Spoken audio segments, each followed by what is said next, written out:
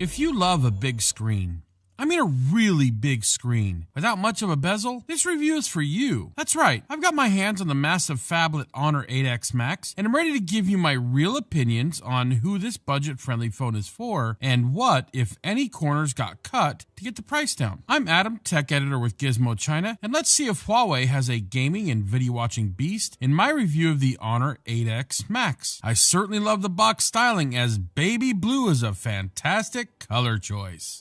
On the front is a minimalistic 8X Max in white, and that's it. Inside the box, you get the phone, a fairly soft TPU plastic case, an 18-volt fast charger, and a micro USB charging cable? Yeah, no USB-C here. And of course, there's some paperwork and warranty cards. From first glance, as I pulled the phone out of the box, I was quite impressed at the feel of the phone. It's huge, but it doesn't feel heavy. Massive, but comfortable to hold, even if my fingers barely reach the sides. And it looks clean, except for the back, which also looks quite stylish with the inlaid textures. That said, put a case on the phone immediately. The back of the phone gathered micro scratches at a seriously surprising pace for a 3D glass back design that actually made me think it was plastic instead of the glass that it is. The back of the phone houses the dual camera in the top left corner in a portrait orientation and a round fingerprint reader in the upper center. The metallic Honor branding is along the bottom left side, and the unnecessary AI camera branding is just below the camera array on the upper left. The 8X Max is 86.3 millimeters wide, 177.6 millimeters tall, 8.1 millimeter thick, and has a weight of 210 grams, which felt kind of light for a device this size, which in my experience actually allowed the phone to be usable for longer gaming and video sessions. Easily one of the best parts of this device is the barely notched 7.12-inch IPS LCD screen and its 1080 by 2240 resolution. Wow. It's got enough resolution and large enough to see small details on screen. It's fairly bright except for the sunniest of days, and surprisingly color accurate for a phone at this price point. Huawei has clearly gone after this market with some gusto with the Honor 8X Max. There's not much to see for the button layout, as it's the same as most Android phones these days, with the power and volume rockers on the right side of the phone and the hybrid dual SIM on the left. On the top is a speaker used in noise cancellation, which works quite well, and two antenna lines. On the bottom is a 3.5 millimeter audio jack, a bottom firing speaker, and a micro USB charging port. I thought we'd moved on from those. Oh well, corner cut. On the front, you have a very small notch that basically just houses the camera, and I really like the placement of the speaker. As for the speakers, they are accompanied by Dolby Atmos sound processing and use both the bottom firing speaker and the well-placed ear speaker in their array. I found these Huawei Atmos systems to be full of sound, if not totally clean, but it's still a vast improvement over most phone speakers these days. Let's go ahead and listen.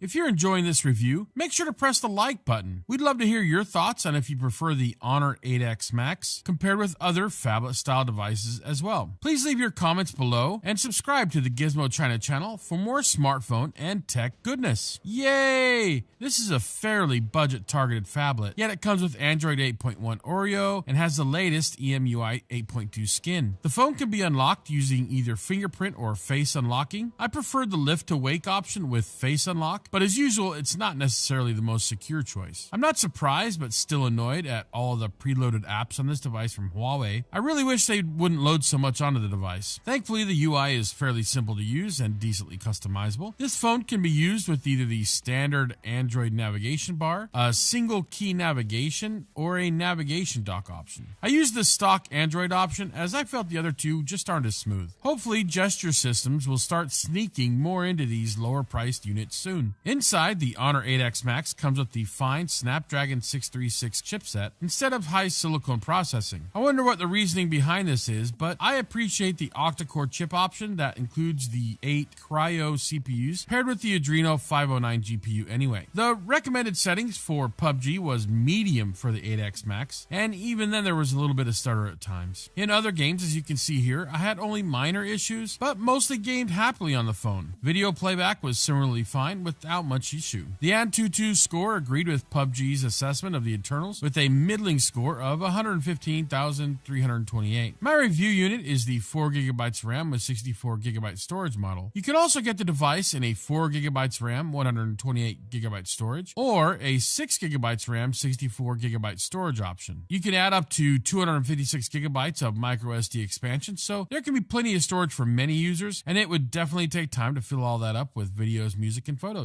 With a phone and screen this large, you must have a battery to match. And this device packs a 5,000 milliamp lithium-ion battery that will give you heavy use for a day and a half in my testing. Generally, if you recharge your phone at the end of your day, you're not going to have many battery issues. When or if you run out of battery charge, Huawei has you covered with a speedy 18-watt fast charger that'll get you running in no time. For the rear camera, the Honor 8X Max has a unique dual array, with the main shooter being a 16 megapixel f2.0 camera, and the secondary 2 megapixel camera is basically only used for depth sensing and AI assist. There is no lossless zoom option or optical image stabilization. As far as actual use, I found daylight images mostly okay, and I'm guessing most will feel they'll work for them. At night, the 8X Max misses one of the standout features from the 8X, which is night shot. The images that are taken on this device in low light just aren't very clear, with extreme noise and are processing, which makes the images come out muddy and really not at all pleasing. The standard modes are aperture, which lets you basically choose how much you want in focus, which it's just a software option and doesn't work all that well as shown in this image. There's beauty mode, photo mode, video, and then there's more, which offers you pro, slow-mo, panorama, AR lens, which gives you like Snapchat-like effects, HDR, time-lapse, filter, and watermark, which is pretty cool actually. You can add possible useful info like weather, location, text. Of these, I generally suggest the use of the photo mode, pro mode, or maybe the watermark if you want that extra information on the screen. The other options just aren't ideal on this device, but can be usable in good lighting. The front-facing camera is an 8 megapixel shooter that's basically there because all phones these days need a selfie cam. The video on the front-facing camera is only 720p. The video on the rear cam is 1080p max, and it's okay.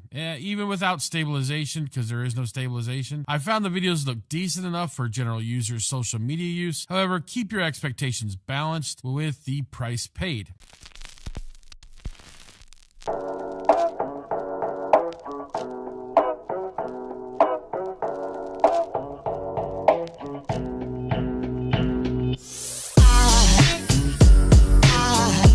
There goes a sight from my soul.